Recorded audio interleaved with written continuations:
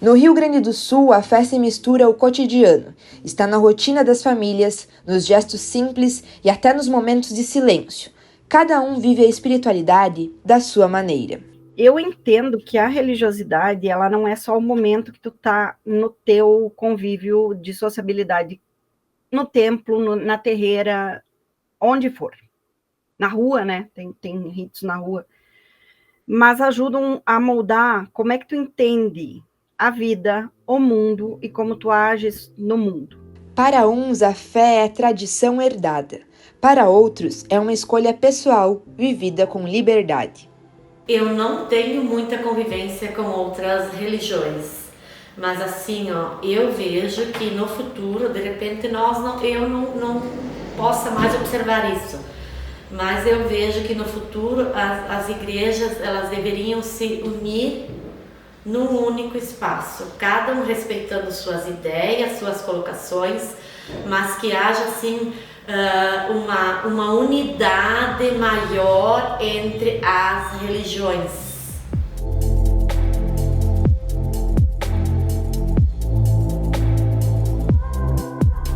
As novas gerações buscam um jeito próprio de se conectar com o divino.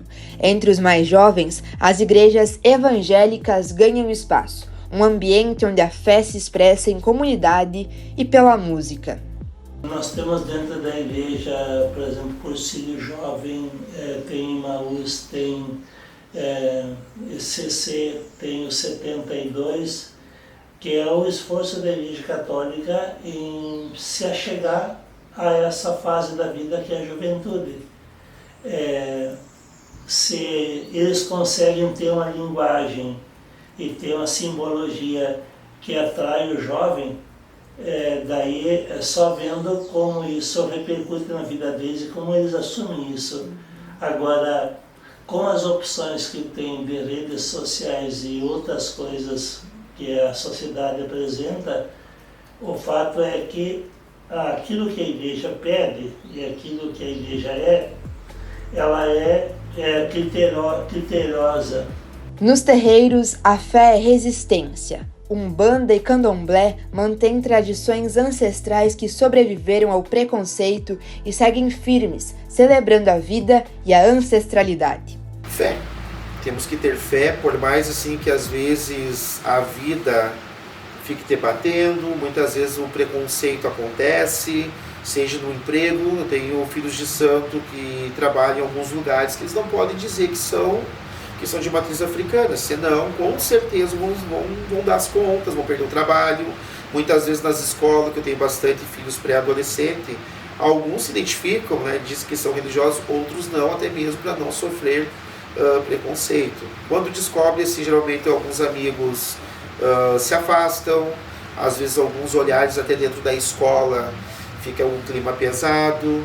Muitas vezes, que nem eu digo assim, quando vocês tiverem um problema na escola, no caso eu como pai de santo, vocês me falem que eu vou lá. Vou falar com a diretora, vou falar com alguém, seja numa empresa, em qualquer lugar. Eu sempre estou disponível para conversar e ter um bom diálogo. Eu não aceito assim, esse preconceito. Por quê? Porque a gente não mexe com ninguém.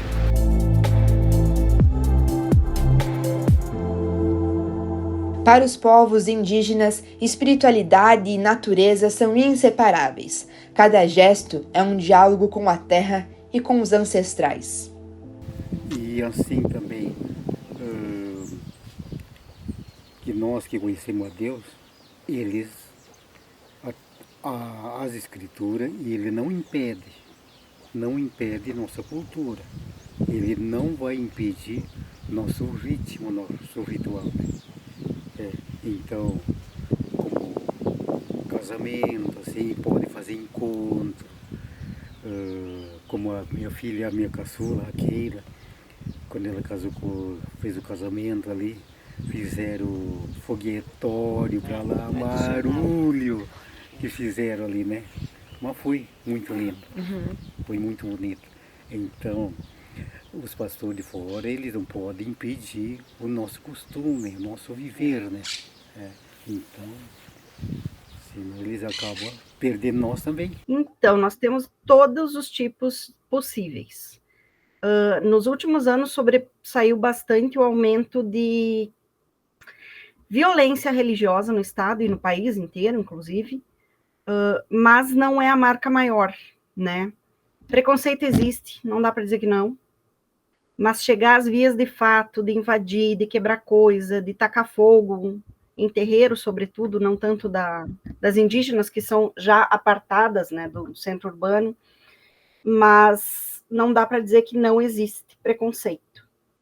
E alguns contextos maiores favorecem que isso apareça mais ou que apareça menos, né? Nós tivemos um governo muito complicado há pouco tempo atrás, que estimulava a diferença entre as pessoas, o que seria correto ou errado, e isso deu coragem, não é o termo, mas deu como que um aval para esse tipo de violência aumentar. E aumentou bastante. E tem contextos bem específicos, que não é o caso aqui ainda, me parece, que a gente está vendo no Rio de Janeiro, né, que é uma articulação de neopentecostais com as facções, que aí sim a violência é ainda maior, porque ou tu sai da região, ou tu é eliminado na tua vida mesmo, para além de bens materiais. E há também os que não têm religião, uma escolha que cresce no Estado e revela novas formas de viver o sagrado. Inclusive, né, uma coisa que também tem um papel aqui é o grupo do Sem Religião, né? Na capital, Porto Alegre é uma das capitais com maior índice de sem religião no país. A gente também tem tem um município aqui com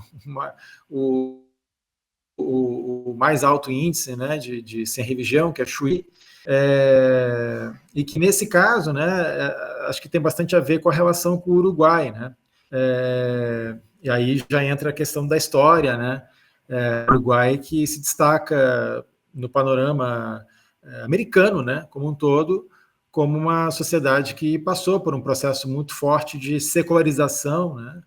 E ali a gente tem, digamos, índices europeus, né, de sem religião, de ateísmo, né, coisas assim. E eu acho que isso acaba também impactando os municípios da fronteira, né, que fazem fronteira com o Uruguai, e Chuí é um deles, né. Com ou sem religião, o sentimento de pertencimento é o que une essas pessoas. A fé, afinal, é o reflexo daquilo em que cada um acredita, seja em Deus, na natureza ou no outro. Eu acredito, pela pesquisa, pelas reportagens que eu vi, que as pessoas tiveram maior liberdade de expressar a sua crença. Porque agora nós temos uma liberdade tranquila de você dizer assim, eu sou espírita, ou eu sou da religião afro, eu tenho raízes afro, a minha religião é Umbanda, é Quimbanda, é Candomblé, tenho relação com qualquer outro tipo de religião que não fosse a católica e a evangélica, que já são constituídas há muito tempo. Porque as pessoas eram discriminadas por isso, né? Quem não fosse católico ou evangélico seria um louco, então uma pessoa que não teria um equilíbrio normal, ou então para quem é quimbanda e seria feiticeiro. E não é simplesmente de entendimento, porque aquilo que a gente não entende às vezes fica muito complicado de aceitar. E o espaço aberto, entendo que a composição individual de cada crente é algo que nós temos que observar mais, porque o mundo contemporâneo nos deu as possibilidades de escolha e de conhecer outras coisas, provar, né? E é muito normal, mesmo alguém que tem uma identidade religiosa, tu começar a observar o que ela tem em casa, ou o que ela diz que faz, e tu vai ver que tem elementos muito para além daquela religião. Sou católico, mas eu faço benzeção, eu faço patuá de proteção para botar no carro, na casa. Eu tenho um Buda em casa, eu tenho um gatinho daquele chinês em casa. Quer dizer, é um pouco de tudo ao mesmo tempo. Então, essa ideia de uma linhagem pura, que nunca existiu, né? Isso aí é mais criação de nós do que outra coisa. ela se torna muito rica para a gente entender o quanto as pessoas precisam elementos de várias origens, né? E tem um autor que eu gosto muito, que é o Pierre Bourdieu, que é sociólogo, e ele fala que contemporaneamente o campo religioso ele se dissolveu em outros campos, como campos vinculados ao bem-estar físico, mas que articulam filosofias de vida. E aí vem Seishon-Rye, vem Judô, Jiu-Jitsu, que não deixam de ser uma forma de cura de alma também, que não é uma religião, né? Yoga é outro desses. Então, tem vários, como ele chama, profissionais da cura do corpo ou da alma, que extrapolam esse limite do religioso que um censo, por exemplo, nos dá. Então, me parece que nós temos que dar um jeito de como mapear, pensar como mapear esse tipo de fenômeno, porque é ele que acontece. É ele. Né? É o ir na santinha do cemitério, pedir alguma bênção específica, que pode ser por qualquer religião. Aqui em Passo Fundo a gente tem um hospital muito grande, muito referencial, que é próximo do cemitério. Então é normal as famílias estarem por lá com seus entes queridos e verem santinhos ou alguém indicar, vai levar uma flor para Maria Elizabeth, que ela ajuda na cura. E as pessoas vão, porque é o momento que tu tá no meio total, né? E isso é muito bonito, porque há muito a se crer ainda. E não precisa estar restrito nesses limites de religião, que são de outro tempo, né? Em que eu estava certo e os outros todos errados. Hoje, me parece... Aliás, eu quero que seja diferente.